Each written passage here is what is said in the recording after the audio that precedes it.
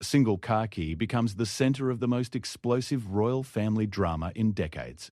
When Queen Elizabeth II passed away, she left behind more than just a crown and centuries of tradition. Hidden in her personal belongings was a 1997 Range Rover that would ignite a firestorm of controversy, splitting the royal household down the middle and exposing secrets that the palace desperately wanted to keep buried. This isn't just another story about royal inheritance disputes. This is the untold tale of how one woman's bold claim to a seemingly ordinary vehicle would shake the very foundations of the British monarchy, reveal decades-old grudges, and force the royal family to confront uncomfortable truths they never wanted to face.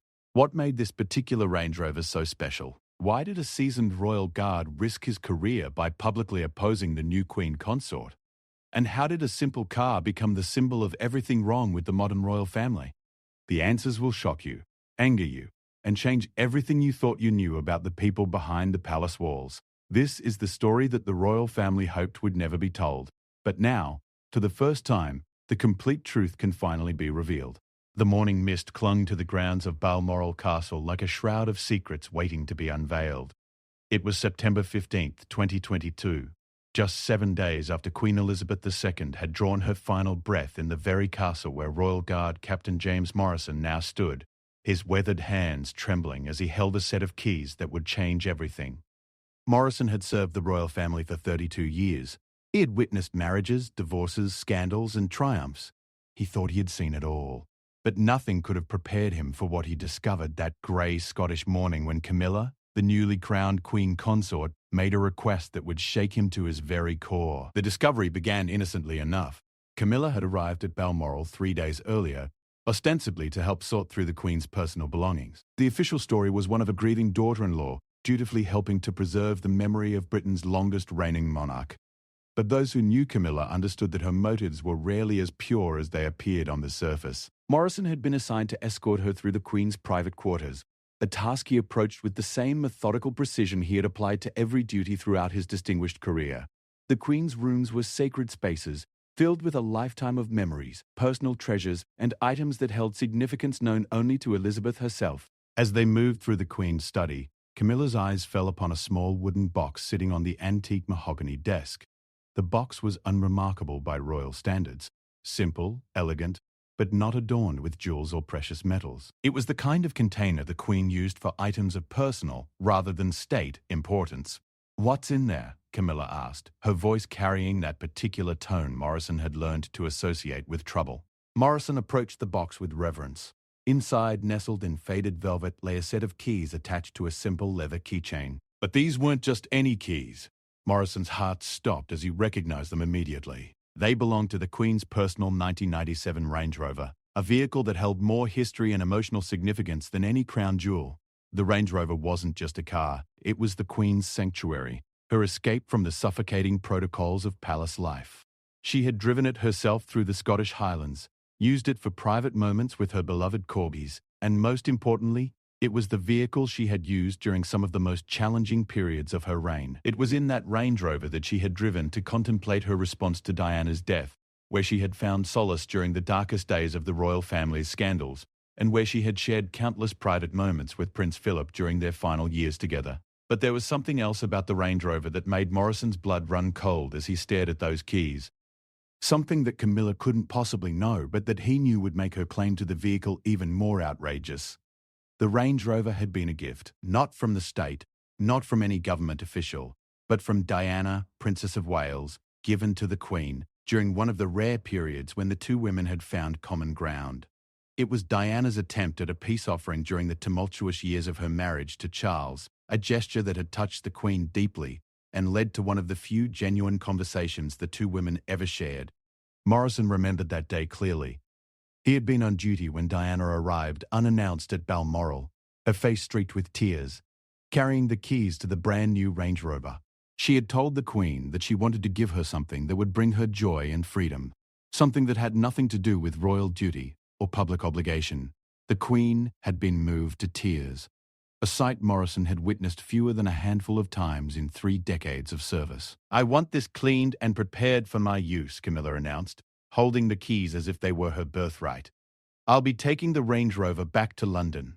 Morrison felt as though the floor had dropped beneath his feet. The casual way Camilla spoke, the assumption that the Queen's most personal possessions were now hers to claim, the complete disregard for the emotional and historical significance of what she was demanding. It was more than he could bear. "Your Majesty," Morrison began carefully, using the title that still felt foreign on his tongue when applied to Camilla. "That particular vehicle holds significant personal meaning. Perhaps it would be more appropriate to discuss this with His Majesty King Charles before making any decisions about its disposition." Camilla's eyes narrowed, and Morrison saw a flash of the steel that had helped her survive decades of public scrutiny and criticism. "I am perfectly capable of making decisions about royal property," she replied coldly. "The Range Rover will serve me well for my country visits. Have it brought to London immediately." But Morrison knew something that Camilla didn't. Hidden in the glove compartment of the Range Rover was a letter from Diana to the Queen, a handwritten note that Diana had left with the vehicle as a testament to her hopes for reconciliation with the royal family. The letter contained Diana's most private thoughts about her children, her fears for their future, and her genuine desire to find peace with the woman she had come to respect despite their complicated relationship. More importantly, the letter contained Diana's explicit wish that should anything happen to her, the Range Rover should be passed down to her sons as a reminder of her love for them and her respect for the Queen, who had tried in her own way to protect them all. Morrison had discovered the letter years earlier during a routine security check of royal vehicles. He had informed the Queen of its existence, and she had chosen to leave it there, sealed and unread, as a promise to Diana that her final wishes would be honoured. The Queen had confided in Morrison that she planned to give the Range Rover to William or Harry when the time was right, when they were ready to understand the full significance of their mother's gesture. Now, watching Camilla pocket the keys with the satisfied smile of someone claiming a prize, Morrison felt a rage building inside him that threatened to override 32 years of disciplined service. This wasn't just about a car. This was about respect, about honoring the memory of a woman who had died too young, about preserving the sacred trust between the monarchy and those who served it. As Camilla moved on to examine other items in the Queen's collection, Morrison made a decision that would change his life forever. He couldn't allow this to happen, not without a fight, not without ensuring that someone knew the truth about what was being stolen in the name of royal privilege. The Range Rover represented everything that was wrong with how Camilla had approached her role in the royal family. For decades, she had taken what she wanted without regard for tradition, history, or the feelings of those who had served the crown with genuine devotion. She had destroyed Charles's first marriage, caused immeasurable pain to Diana and her children, and now she was literally taking the keys to vehicles that represented the most private and painful moments in royal history. Morrison watched as Camilla continued her methodical inventory of the Queen's belongings, making mental notes of items that caught her interest. There was no reverence in her examination, no sense of the sacred responsibility that came with inheriting the personal effects of one of history's most respected monarchs. She moved through the Queen's private spaces like a bargain hunter at an estate sale, evaluating the usefulness and value of each discovery. That evening, as Morrison completed his duties and prepared for what he knew would be a sleepless night, he made a phone call that would set in motion a chain of events that the royal family could never have anticipated. He contacted Thomas Hartwell, a retired royal correspondent who had covered the monarchy for 4 decades, and whom Morrison knew could be trusted with sensitive information. "Thomas," Morrison said quietly into the phone, his voice heavy with the weight of his decision, "I need to tell you something about what's happening at Balmoral. Something the public needs to know." As Morrison began to recount the events of the day, he couldn't shake the image of Camilla's satisfied smile as she had pocketed those keys. He knew that by making this call, he was likely ending his career and possibly exposing himself to legal action from the royal family. But he also knew that some things were more important than personal security. The Queen's Range Rover wasn't just a vehicle. It was a symbol of everything the monarchy was supposed to represent: tradition, respect, continuity, and honor. Morrison had spent 32 years protecting the royal family from external threats. Now, for the first time in his career, he realized that the greatest threat to everything he had sworn to protect might be coming from within the palace walls themselves. As he ended his call with Hartwell and stared out at the mist-shrouded grounds of Balmoral, Morrison knew there was no going back. Tomorrow, when Camilla returned to continue her inventory of the Queen's possessions, he would be ready. He would not allow the Range Rover to be taken without a fight, and he would ensure that the world knew exactly what was being lost in the process. The battle for the Queen's Range Rover was about to begin, and Morrison intended to make sure that Diana's final gesture of reconciliation would not be forgotten in Camilla's ruthless pursuit of royal privilege. The keys might be in Camilla's pocket, but the real key to this story, the truth, was now in the hands of people who understood what it really meant to serve the crown with honour. The next morning arrived with the kind of crisp Scottish air that usually brought clarity, but for Captain James Morrison, the dawn only intensified the weight of the decision he had made. He had barely slept, his mind racing through the possible consequences of his actions, and the conversation he knew was inevitable. Thomas Hartwell had listened to Morrison's account with the practiced silence of a veteran journalist who had learned to recognize when a story was bigger than it initially appeared. By the time Morrison finished speaking, Hartwell understood that this wasn't just about a car or even about Camilla's sense of entitlement. This was about the fundamental character of the monarchy itself and what it meant to honor the memory of those who had served it faithfully. "James," Hartwell had said quietly before ending their call, "you understand what this means for you personally?" Morrison had nodded into the phone. "I understand completely. But some things are more important than job security." Now, as Morrison prepared for another day of escorting Camilla through the Queen's private quarters, he carried with him not just the weight of his professional responsibilities, but the knowledge that he had set in motion forces beyond his control. Hartwell was not just any retired correspondent. He was a man with connections throughout the British media establishment and a reputation for careful, thoroughly researched reporting that had earned him respect across party lines and social circles. Camilla arrived at Balmoral earlier than expected that morning, accompanied by her personal assistant Margaret Thornfield and a small security detail. Morrison noticed immediately that she carried herself differently. There was an urgency in her movements that suggested she intended to complete her inventory of the Queen's possessions as quickly as possible. "Captain Morrison!" she greeted him with a brisk nod. "I trust the Range Rover has been prepared as requested?" Morrison felt his jaw tighten. "Your Majesty, I took the liberty of researching the vehicle's history overnight. I believe there are some matters you should be aware of before proceeding with your plans." Camilla paused in the doorway of the Queen's study, her eyes narrowing slightly. What sort of matters? The Range Rover was a personal gift from the late Princess Diana to her late Majesty. It holds significant sentimental and historical value that extends beyond its monetary worth. The reaction was immediate and telling. Margaret Thornfield, a woman who had served Camilla for nearly a decade and who had become expert at reading her employer's moods, took an almost imperceptible step backward. Camilla's face, meanwhile, underwent a transformation that Morrison had witnessed before but never directed at himself. A careful mask of royal composure sliding away to reveal something much harder and more calculating beneath. "Captain Morrison," Camilla said, her voice dropping to a tone that would have been familiar to anyone who had crossed her during her long campaign to become Charles's wife. "I am not interested in the sentimental history of royal property. The Queen is deceased, and the management of royal assets now falls under the purview of the new administration. The Range Rover will be transferred to London, as requested." But Morrison had spent 32 years serving the Crown, and he had not survived 3 decades in royal service by backing down when principles were at stake. "Your Majesty, with respect, the vehicle contains items that were intended for the Prince of Wales and the Duke of Sussex, items that relate directly to their mother's memory." The mention of Diana's sons caused Camilla to freeze completely.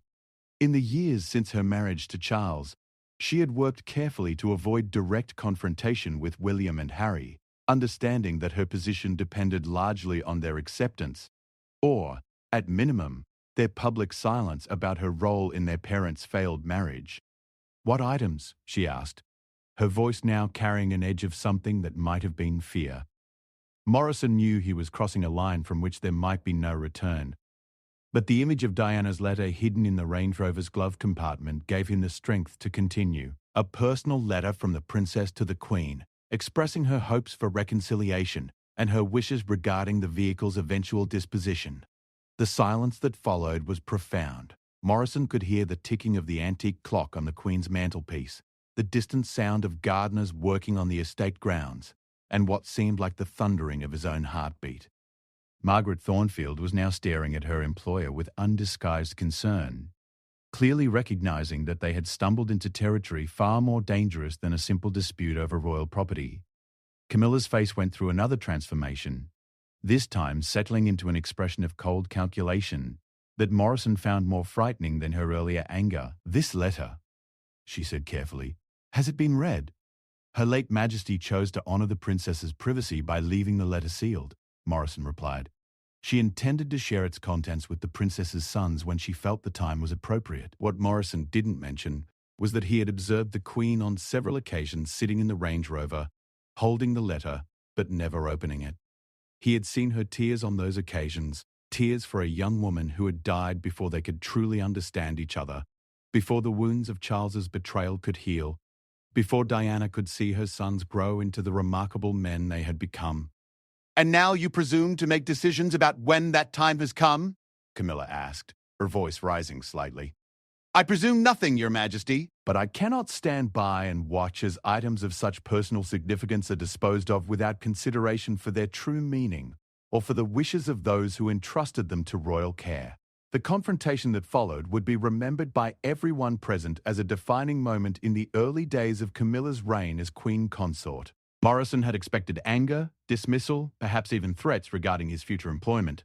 What he hadn't expected was the raw emotion that suddenly broke through Camilla's carefully constructed facade. "You think I don't understand what that car represents?"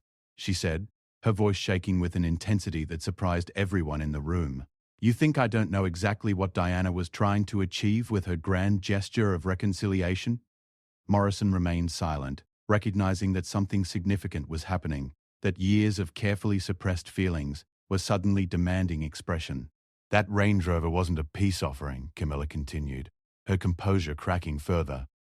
"It was a reminder, a constant physical reminder sitting in the royal garage that no matter what I achieved, no matter how long I served this family, no matter how much Charles loved me, I would always be the other woman, the one who destroyed the fairy tale, the one who could never measure up to Saint Diana." The bitterness in her voice was so raw that Morrison found himself feeling an unexpected moment of sympathy for the woman who had just revealed more of her true self than she had probably intended. "Every time Elizabeth drove that car," Camilla went on, "she was reminded of Diana's martyrdom and my role as the villain in the story. And now you want me to preserve it as some sort of shrine? To ensure that William and Harry have another reason to hate me? Another symbol of their mother's perfect love and my imperfect existence?" Morrison realized that he was witnessing something unprecedented, a moment of complete honesty from a woman who had spent decades carefully managing her public image. But rather than softening his resolve, Camilla's admission only strengthened his conviction that he was doing the right thing. "Your Majesty," he said quietly, "this isn't about you. It's about honoring the wishes of the dead and preserving the integrity of promises made in good faith." The Queen promised Diana that her gesture would not be forgotten. "I cannot allow that promise to be broken simply because it causes you personal discomfort."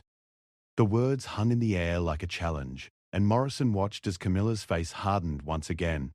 But this time, instead of anger, he saw something that looked almost like respect in her eyes. "You're prepared to sacrifice your career for this principle?" she asked. "I've already sacrificed my career," Morrison replied.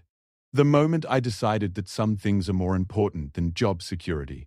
Margaret Thornfield cleared her throat softly, a signal that she knew her employer well enough to recognize when a strategic retreat was necessary. "Your Majesty," she said carefully, "perhaps this matter requires consultation with His Majesty before proceeding." But Camilla was no longer listening to her assistant. Her attention was entirely focused on Morrison, as if she was seeing him clearly for the first time. "You contacted someone last night," she said. "It wasn't a question." Morrison nodded. "A journalist with a reputation for accuracy and discretion. Someone who understands the difference between public interest and sensationalism." "Thomas Hartwell," Camilla said, demonstrating the intelligence network that had helped her navigate royal politics for decades. "Yes." Camilla walked to the window overlooking the estate grounds where the Queen had spent so many happy hours. For several minutes she stood in silence, and Morrison wondered if she was calculating her options or simply processing the implications of what had just transpired. "The story will paint me as a greedy, heartless woman stealing from Diana's memory," she said finally. "The story will report the facts," Morrison replied. "How those facts are interpreted will depend on the actions you choose to take from this point forward." When Camilla turned back to face him, Morrison saw something in her expression that he hadn't expected. Not defeat, exactly, but a kind of weary recognition that the battle she had been fighting for decades was far from over. You realize, she said quietly, that this won't end with the Range Rover. Once this story breaks, every decision I make will be scrutinized for evidence that I'm disrespecting Diana's memory or dishonoring the Queen's legacy. I'll be trapped in a narrative where I can never do anything right. Morrison felt another unexpected stab of sympathy, but his commitment to his principles remained unwavering. Your Majesty, you have the power to shape that narrative through your choices. The Range Rover doesn't have to be a symbol of greed or disrespect. It could become a symbol of your commitment to honoring the past while building a better future. By giving it to William and Harry? By recognizing that some things are bigger than personal comfort or convenience? By showing that you understand the difference between being Queen Consort and simply being Charles's wife? The challenge in Morrison's words was unmistakable, and for a moment the room crackled with tension. Then, unexpectedly, Camilla smiled, not the practiced royal smile she wore in public, but something genuine and, perhaps, admiring. "Captain Morrison," she said, "in 30 years of royal service no one has ever spoken to me with such complete disregard for the consequences. Perhaps, Your Majesty, that's been part of the problem." The afternoon shadows were lengthening across the Balmoral grounds when Camilla made the decision that would change everything. Morrison had expected her to storm out, to make angry phone calls to Charles, to use every tool of royal authority to crush his rebellion. Instead, she did something that caught him completely off guard. "Show me the letter," she said quietly. Morrison blinked, certain he had misheard. "Your Majesty, Diana's letter. The one in the glove compartment. I want to see it." Margaret Thornfield shifted uncomfortably in her chair. This was uncharted territory, and as someone who had built her career on managing Camilla's public image, she understood instinctively that they were venturing into dangerous waters. "Your Majesty," Margaret said carefully, "perhaps it would be better to discuss this with His Majesty first." "Or with the royal lawyers. There may be legal implications." "There are no legal implications for reading a letter left in a car that now belongs to me," Camilla interrupted, though her voice lacked the conviction her words suggested. "Captain Morrison, you've made your position clear. Now I want to understand exactly what I'm dealing with." Morrison found himself in an impossible situation. For years he had protected that letter, honoring both Diana's privacy and the Queen's decision to leave it unread. Now he was being asked to violate that sacred trust by the very person whose actions had prompted his rebellion in the first place. "Your Majesty, the Queen specifically chose not to read that letter out of respect for the princess's privacy. I don't believe I have the authority to make a different decision." "But you have the authority to contact journalists and potentially destroy my reputation?" Camilla's voice carried a sharp edge of frustration. "You can't have it both ways, Captain. Either you believe I have the right to make decisions about royal property, or you don't. But you cannot selectively apply your principles based on what serves your narrative." The logic was uncomfortable but undeniable. Morrison realized that his own actions had created this situation, and that his noble intentions had led him into an ethical minefield where every choice seemed to betray someone's trust. "Very well," he said finally. "But I insist that we retrieve the letter together and that its contents remain confidential until we can determine the appropriate course of action." The walk to the garage where the Queen's vehicles were stored felt like a funeral procession. Morrison led the way, followed by Camilla and Margaret, with the small security detail maintaining a discreet distance. The afternoon air was thick with the scent of Scottish heather and the weight of unspoken tensions. The Range Rover sat in its designated spot, looking deceptively ordinary among the collection of royal vehicles. It was well maintained but showed signs of regular use. Small scratches on the exterior, wear patterns on the interior that spoke to countless hours of genuine driving rather than ceremonial appearances. Morrison opened the driver's door and reached into the glove compartment, his hands trembling slightly as he withdrew a cream-colored envelope that bore Diana's distinctive handwriting. The envelope was sealed with wax that bore Diana's personal seal. Not her official royal seal, but the simple D that she had used for her most personal correspondence. "She sealed it properly," Camilla observed, her voice softer than it had been all day. "This wasn't just a casual note." Morrison nodded, holding the envelope as if it contained explosives. In many ways, it did. Whatever Diana had written in those final months before her death could reshape public understanding of her relationship with the royal family, her feelings about Camilla, and her hopes for her son's futures. "Your Majesty," Morrison said carefully, Once this seal is broken, there's no going back. Whatever is in this letter will become part of the public record if the story about the Range Rover proceeds as planned." Camilla stared at the envelope for a long moment, her face reflecting the internal struggle between curiosity and caution. Margaret Thornfield watched her employer with growing concern, clearly hoping that wisdom would prevail over impulse. "I need to know," Camilla said finally. "I've spent 25 years wondering what Diana really thought about me, about Charles, about everything that happened between us. I can't make informed decisions about the future without understanding the past."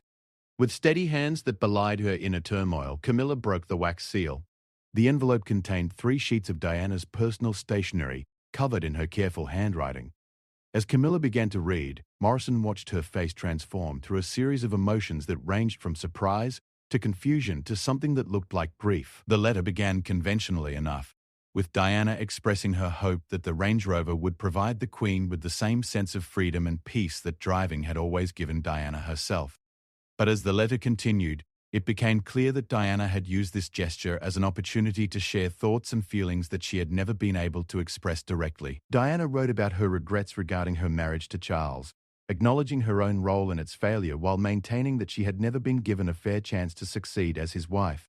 She wrote about her fears for William and Harry, not just about their safety, but about their ability to find genuine happiness within the constraints of royal life. But it was the third page that caused Camilla to sink into the Range Rover's passenger seat, her face pale with shock. In her careful handwriting, Diana had addressed Camilla directly, acknowledging that she knew Charles loved her and expressing her genuine hope that Camilla would be able to give Charles the happiness that their marriage had never achieved. But Diana had also included a warning and a request that neither Morrison nor Margaret had been prepared for. Diana had discovered something during the final months of her life, evidence of financial irregularities within the royal household that she believed threatened the monarchy's reputation and integrity. She had been gathering information about offshore accounts, questionable art purchases, and what appeared to be the systematic theft of items from the royal collection. The evidence was hidden in a safe deposit box in Switzerland, and Diana had been planning to present her findings to the Queen when she died. The letter contained the location of the safe deposit box and Diana's request that if anything happened to her, the Queen should investigate the matter quietly and take appropriate action to protect the institution she had served so faithfully. Diana had suspected that someone close to the royal family was involved in the scheme, but she had died before she could identify the culprit. "This is why she gave you the car," Morrison said quietly, understanding flooding through him.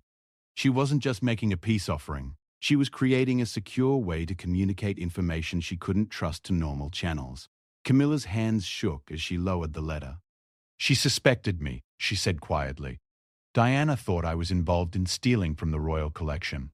Morrison read over her shoulder, his own shock growing as he processed the implications of Diana's discovery. "No, Your Majesty, she suspected someone, but the letter doesn't name names. She wanted the Queen to investigate discreetly because she wasn't sure who could be trusted."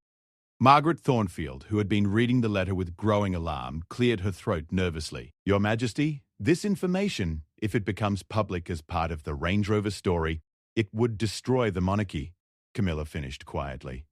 "Not just my reputation, but the entire institution. The suggestion that someone within the royal household has been stealing from the collection, that Diana was investigating corruption at the highest levels, it would be the end of everything." Morrison found himself in the surreal position of feeling protective toward the woman he had been prepared to expose just hours earlier. "Your Majesty, Thomas Hartwell is a responsible journalist. When I contacted him, I had no idea about this letter's contents. I can reach out to him, explain the situation, ask him to hold the story until we can determine the best way to handle Diana's discoveries." But Camilla was no longer listening. Her attention was focused on a detail in Diana's letter that the others had missed, a reference to a conversation Diana had overheard between 2 staff members about moving items from Balmoral to a private location during the Queen's absence. "Captain Morrison," she said slowly, "this letter is dated August 15, 1997, 2 weeks before Diana died. She was planning to return to Balmoral to investigate further, wasn't she?" Morrison nodded grimly. "She had requested permission to visit Balmoral the weekend after her death. She said she wanted to spend time with the Queen discussing the boys' futures." The implication hung in the air like a toxic cloud. Diana hadn't died just as a victim of paparazzi and reckless driving. She had died while investigating what appeared to be a systematic theft from the royal collection, and her death had prevented her from exposing what could have been one of the greatest scandals in royal history. "Your Majesty," Margaret said urgently, "we need to contact His Majesty immediately. This is far beyond anything we can handle on our own." But Camilla was staring at the Range Rover's interior with new understanding. "She hid other evidence," she said quietly. "Diana was too smart to put everything in one letter. If she suspected corruption, if she had proof, she would have hidden it where only someone she trusted could find it." Morrison began searching the vehicle systematically, checking under seats, behind panels, in every conceivable hiding place. It was Margaret who found the second hiding spot, a small compartment behind the spare tire that contained a waterproof container. Inside the container were photographs, documents, and what appeared to be financial records that supported Diana's suspicions about corruption within the royal household. But the most shocking discovery was a partial list of items that had gone missing from various royal properties, along with photographs showing some of these items in what appeared to be private homes. Morrison recognized several of the locations in the photographs. They were homes of people who had served the royal family for decades, people who had been trusted with access to the most valuable and historically significant items in the royal collection. "Dear God," he whispered, understanding finally dawning. She wasn't just investigating theft. She was investigating a network. People who had been systematically looting the royal collection for years, maybe decades. Camilla stood in the garage, surrounded by evidence that could destroy not just individuals, but the entire system of trust upon which the monarchy depended. The Range Rover was no longer just a car, or even a symbol of Diana's relationship with the royal family. It was a time bomb that had been ticking for 25 years, waiting for someone to discover the secrets hidden within its ordinary exterior. "Captain Morrison," she said finally, her voice steady despite the magnitude of what they had discovered. "I need to ask you something, and I need you to answer honestly. When you contacted Thomas Hartwell last night, how much did you tell him about the letter?" "I told him about its existence and general nature, but nothing about its contents." "I hadn't read it myself at that point," Camilla nodded slowly. "Then we still have time. Time to investigate Diana's evidence, time to determine how to handle this information responsibly, and time to decide what it means for the future of the monarchy." She turned to face Morrison directly, and for the first time since he had known her, he saw not the calculating woman who had maneuvered her way into the royal family, but someone who genuinely understood the weight of responsibility that came with her position. "Captain Morrison, I'm going to ask something of you that you have every right to refuse. I want you to help me investigate Diana's claims. I want to find out who was stealing from the royal collection, and I want to ensure that justice is served while protecting the institution that we've both sworn to serve." Morrison found himself facing the most difficult decision of his career. The woman he had been prepared to expose as selfish and grasping was now asking for his help in uncovering what might be the greatest scandal in royal history. The evidence before him suggested that Diana's death might have prevented her from exposing a conspiracy that reached into the highest levels of the royal household. "Why should I trust you?" he asked bluntly. Camilla's answer would surprise him more than anything else that had happened that extraordinary day. Because 25 years ago, Diana trusted the royal family to do the right thing with this information. She died before she could see it through. "I may not have been the person she would have chosen to carry on her work, but I'm the person who's here now. And I'll be damned if I'm going to let her final investigation die with her."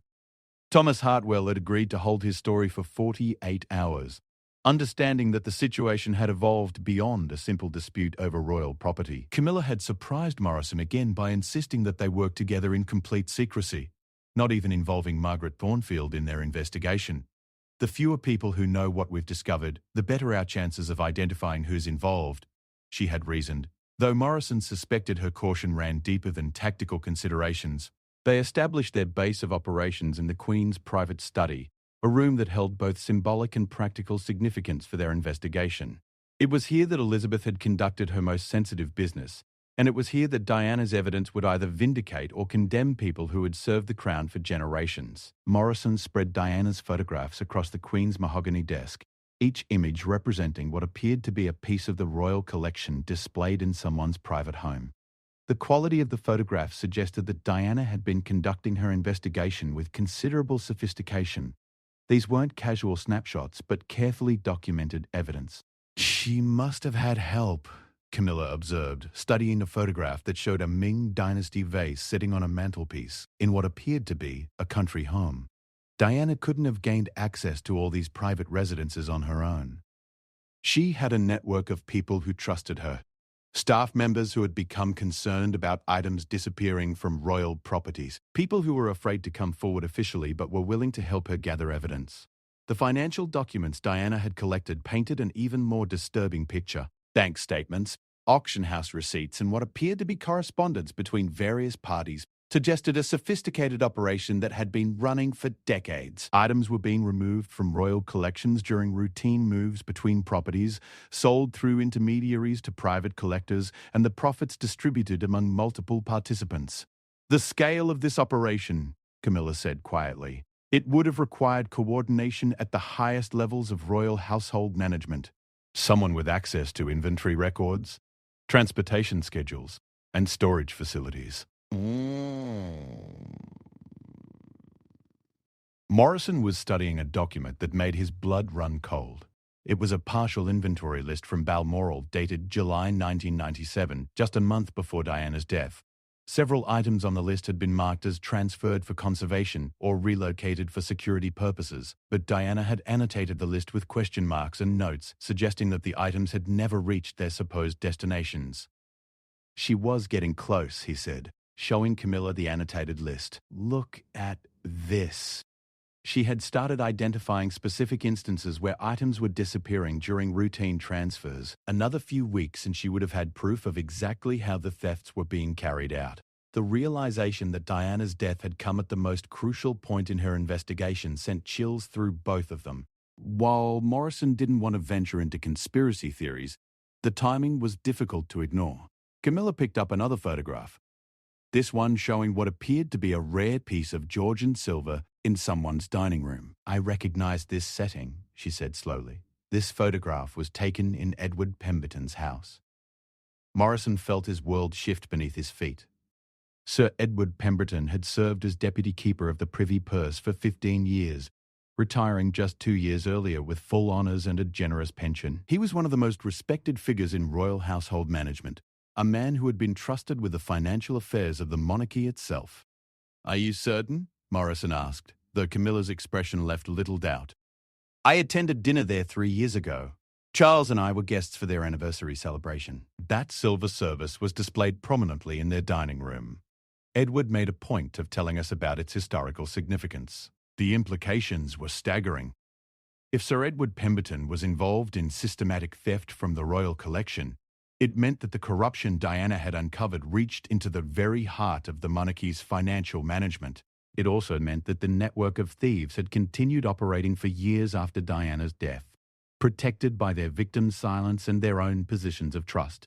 Morrison began cross-referencing Diana's evidence with his own knowledge of royal household operations. As a security officer, he had access to movement schedules, inventory records, and personnel assignments that could help confirm Diana's suspicions. What he found made him physically nauseous. Every instance of missing items that Diana had identified corresponded to periods when Sir Edward Pemberton had been involved in coordinating transfers between royal properties. The man who had been responsible for safeguarding the monarchy's financial interests had apparently been systematically looting its historical treasures. We need to see his house, Camilla said quietly. If Diana's photographs are accurate, if Sir Edward has been displaying stolen royal property in his private residence, we need to document it ourselves before we proceed. Morrison understood the logic, but the practical difficulties were overwhelming.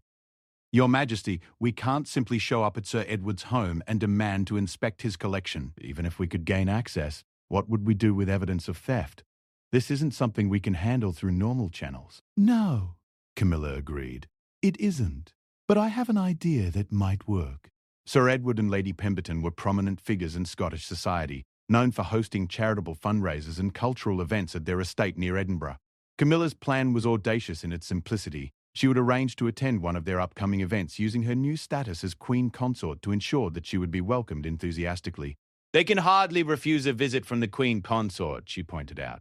And such events always include tours of the house for major donors and distinguished guests. It would be perfectly natural for me to admire their collection. Morrison had to admit the plan had merit, but he was concerned about the risks. If Sir Edward is guilty of what Diana suspected, he's not going to simply allow you to walk around his house taking inventory of stolen royal property. He won't have a choice.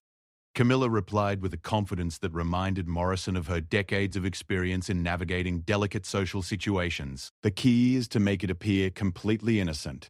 A new queen consort taking interest in the cultural activities of prominent royal servants. He'll be honoured by the attention. Within hours, Camilla had arranged to attend a fundraising dinner for Scottish heritage preservation that was being hosted by the Pembertons the following evening. The timing was perfect, close enough to prevent Sir Edward from making major changes to his collection if he suspected anything, but far enough away to allow them to prepare thoroughly for what they might discover. Morrison spent the evening studying Diana's photographs and documents, creating a mental catalogue of items they should look for in the Pemberton house. He also made discreet inquiries through his security network, gathering information about the layout of the Pemberton estate and the usual security arrangements for such events. What he learned was both encouraging and disturbing. The Pembertons were known for their extensive art and antiques collection, which they displayed proudly throughout their home. Previous visitors had commented on the museum-quality pieces that decorated every room, often remarking on Sir Edward's knowledge of royal history and his apparent access to extraordinary artifacts. He's been hiding in plain sight, Morrison realised, displaying stolen royal property as if it were his own legitimate collection, using his reputation and connections to prevent anyone from asking uncomfortable questions. The next morning brought an unexpected complication. Margaret Thornfield arrived at Balmoral looking concerned and carrying a folder full of newspaper clippings and printed emails. "Your Majesty," she said urgently, "there are rumours circulating in London about your extended stay at Balmoral. Some journalists are suggesting that there are problems with the transfer of royal property, and Thomas Hartwell has been asking questions about the Queen's personal vehicles." Morrison felt his stomach drop. Despite Hartwell's agreement to hold the story, word was apparently leaking through other channels. If the media became interested in Camilla's activities at Balmoral, their investigation into Sir Edward Pemberton could be compromised before it even began. "How much time do we have?" Camilla asked calmly. "Hard to say," Margaret replied. "But if I had to guess, 48 hours before someone publishes something significant." Camilla looked at Morrison with an expression that he had learned to recognize as her decision-making face. "We proceed tonight as planned. Whatever we discover at the Pemberton house, we'll have to act on immediately. There won't be time for a lengthy investigation or careful planning." That evening, as Morrison watched Camilla prepare for what could be the most important social engagement of her reign, he marveled at the transformation that had occurred over the past few days. The woman he had initially viewed as grasping and entitled had revealed herself to be someone capable of genuine courage and moral commitment. The drive to the Pemberton estate took them through some of Scotland's most beautiful countryside, but neither Morrison nor Camilla was in any mood to appreciate the scenery. They were both acutely aware that they were about to confront a man who might have been stealing from the royal collection for decades, and that their actions in the next few hours could determine the future of the monarchy itself. "Captain Morrison," Camilla said as they approached the estate gates, "whatever we discover tonight, I want you to know that I'm grateful for your courage in bringing this to my attention." The Range Rover may have been the catalyst, but Diana's investigation was always the real issue. Morrison nodded, understanding that they were about to enter a situation where protocol and normal procedures would be useless. They would need to rely on their instincts, their courage, and their shared commitment to protecting an institution that was bigger than any individual. As their car turned into the Pemberton driveway, Morrison caught sight of the house through the trees, a magnificent Georgian mansion that had been in Sir Edward's family for generations.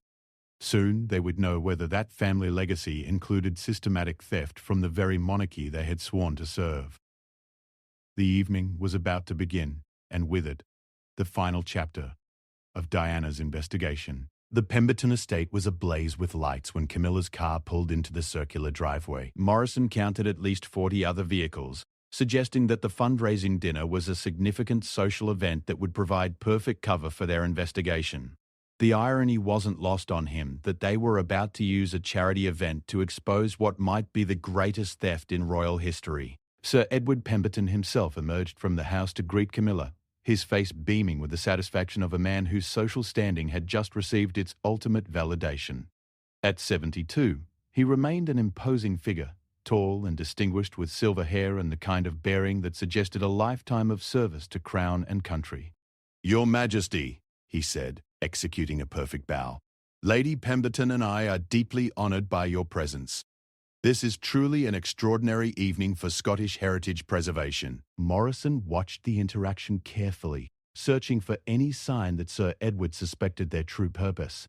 But the older man's demeanour suggested nothing more than genuine pleasure at hosting such a distinguished guest. Either he was an accomplished actor, or he had no idea that his decades of theft were about to be exposed. The interior of the Pemberton house was even more impressive than Morrison had expected. Every room was filled with museum-quality artifacts, paintings and furniture that spoke to centuries of collecting and, if Diana's investigation was accurate, systematic theft. Sir Edward clearly took pride in playing tour guide, explaining the history and significance of various pieces with the kind of detailed knowledge that came from deep familiarity. "This particular set of Chinese porcelain," he was explaining to a group of guests, "dates to the Ming Dynasty. It was acquired by my great-grandfather during his service in the Foreign Office." Such pieces were often given as diplomatic gifts in those days. Morrison recognized the porcelain from Diana's photographs. According to her notes, the set had been catalogued as part of the royal collection at Windsor Castle and had supposedly been transferred to secure storage during renovations in 1994. Instead, it had apparently found its way to Sir Edward's dining room, where it was being presented as a family heirloom. Camilla moved through the house with practiced grace, admiring artifacts and engaging in conversation with other guests while Morrison maintained his position as her security escort. To any observer, they appeared to be nothing more than a new queen consort taking interest in the cultural activities of her subjects. But Morrison was systematically cataloguing every item he could see, comparing them mentally to Diana's evidence and his own knowledge of missing royal artifacts. The scope of what they were witnessing was breathtaking. Room after room filled with pieces that should have been in royal palaces, displayed as if they were legitimate parts of the Pemberton family collection. The breakthrough came when Lady Pemberton, eager to impress their royal guest, suggested a private tour of their upstairs gallery, which she described as containing Edward's most precious pieces from his years of royal service. The gallery was a long room, lined with display cases and wall-mounted artifacts that represented the crown jewels of Sir Edward's collection. Morrison felt his pulse quicken as he recognized item after item from Diana's documentation: a medieval illuminated manuscript that had supposedly been damaged beyond repair, a set of Georgian silver that had been listed as stolen from Buckingham Palace, and most shocking of all, a small but exquisite painting that had been reported missing from the Queen's private apartments nearly a decade earlier. "This little painting," Lady Pemberton said proudly, stopping before the very piece that Morrison had recognized, was a retirement gift from Her late Majesty. She knew how much Edward admired the artist's work. Morrison felt his anger rise at the casual lie. He had been present when that painting had been discovered missing from the Queen's private sitting room, had seen Elizabeth's genuine distress at the loss of something that held deep personal significance. The idea that it had been a retirement gift was not just false but deeply insulting to the Queen's memory. Camilla maintained her composure admirably, but Morrison could see the tension in her shoulders as she realized the full scope of what they were witnessing. "Edward has certainly assembled a remarkable collection," she said carefully. "Some of these pieces look familiar. They remind me of items I've seen in royal palaces." Sir Edward's response would haunt Morrison for the rest of his life. The older man actually chuckled, as if he were sharing a harmless inside joke. "Well, Your Majesty, after 40 years of royal service, one does develop an eye for quality. I've always said that the royal collection represents the finest examples of their types. When I've had the opportunity to acquire similar pieces for my own collection, I've tried to choose items that would complement what I've been privileged to care for professionally." The man was admitting to theft while pretending it was simply good taste. Morrison realized that Sir Edward had become so comfortable with his crimes that he no longer even bothered to construct elaborate lies to explain his collection. He was hiding in plain sight, protected by his reputation and the assumption that no one would dare question the integrity of such a distinguished royal servant. The evening's most shocking revelation came when Sir Edward led them to what he called his study of royal memorabilia. The room was filled with items that Morrison recognized as having belonged to various members of the royal family over the years. Personal effects, photographs, documents, and artifacts that should never have left royal custody. "This collection," Sir Edward explained with obvious pride, "represents nearly half a century of my service to the crown." Each piece tells a story about the royal family's evolution, their private moments, their personal tastes and preferences. Morrison's blood ran cold as he realized they weren't just looking at stolen property, but at evidence of systematic violation of royal privacy. Sir Edward had been collecting personal items from royal family members for decades, creating what amounted to a private museum of royal intimacy. Then Morrison saw something that made his heart stop entirely. Sitting on Sir Edward's desk, displayed as casually as a paperweight, was a small silver frame containing a photograph. But it wasn't the photograph that shocked Morrison. It was the frame itself. He recognized it immediately as one that had sat on Diana's desk at Kensington Palace, a personal item that should never have left her private apartments. "That frame," Morrison said quietly, his voice barely controlled. "Where did you acquire it?"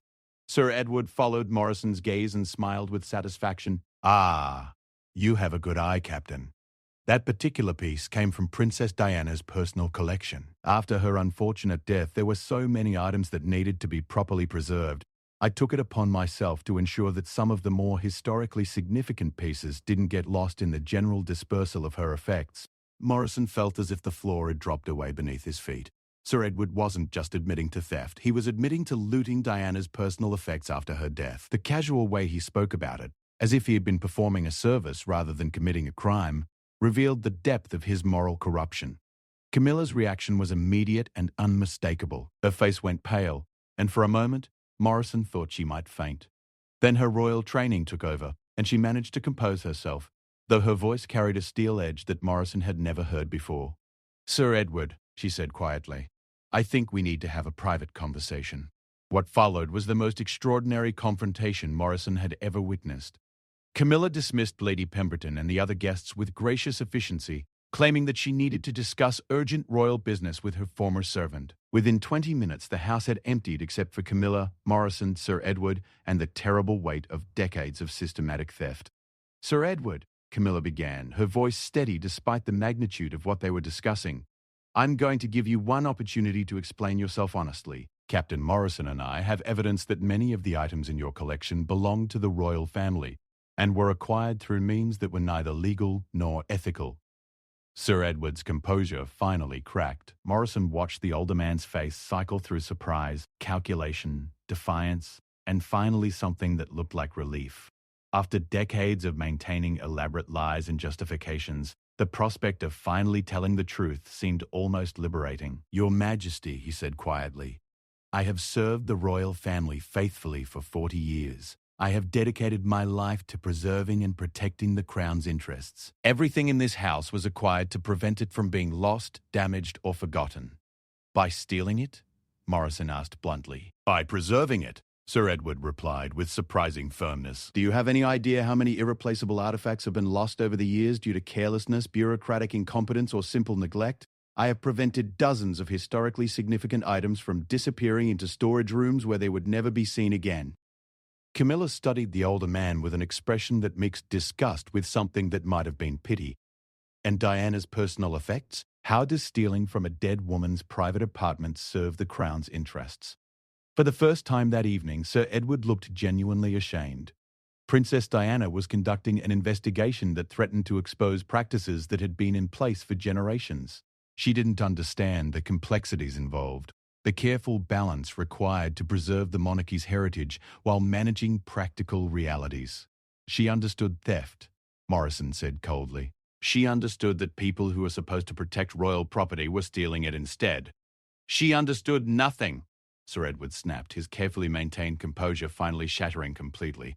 She was a naive young woman who thought she could waltz into centuries of tradition and change everything based on her romantic ideals about justice and transparency. Sir Edward had just revealed that he knew about Diana's investigation before her death, that he had been aware she was gathering evidence against him and others involved in the theft network. "You knew she was investigating," Camilla said quietly. "You knew she had discovered your operation." Sir Edward's face went grey as he realized what he had admitted. It wasn't like that. Diana's death was a tragedy. But it wasn't, never...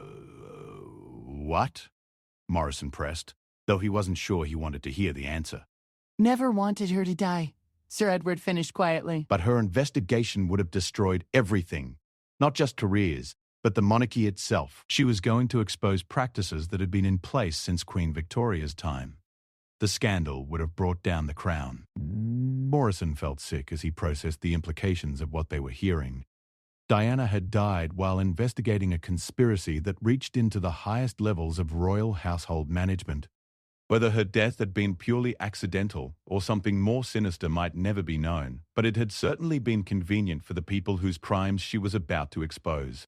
Camilla stood in Sir Edward's study, surrounded by decades of stolen royal property, and made the decision that would define her reign as Queen Consort. "Sir Edward," she said with quiet authority, "you are going to return every item in this house that belongs to the royal collection. You are going to provide a complete accounting of your activities over the past 40 years. And you are going to cooperate fully with whatever legal proceedings result from this investigation." "And if I refuse?" Sir Edward asked, though his voice lacked conviction. "Then Captain Morrison and I will ensure that the full scope of your crimes becomes public knowledge," Camilla replied. "Diana's investigation will finally be completed, and her evidence will be presented to the world. Your choice is between private disgrace and public scandal, but your days of stealing from the crown are over." As Morrison watched Sir Edward Pemberton's world collapse around him, he thought about the extraordinary journey that had brought them to this moment. It had begun with a simple dispute over a Range Rover and had ended with the exposure of the greatest theft in royal history.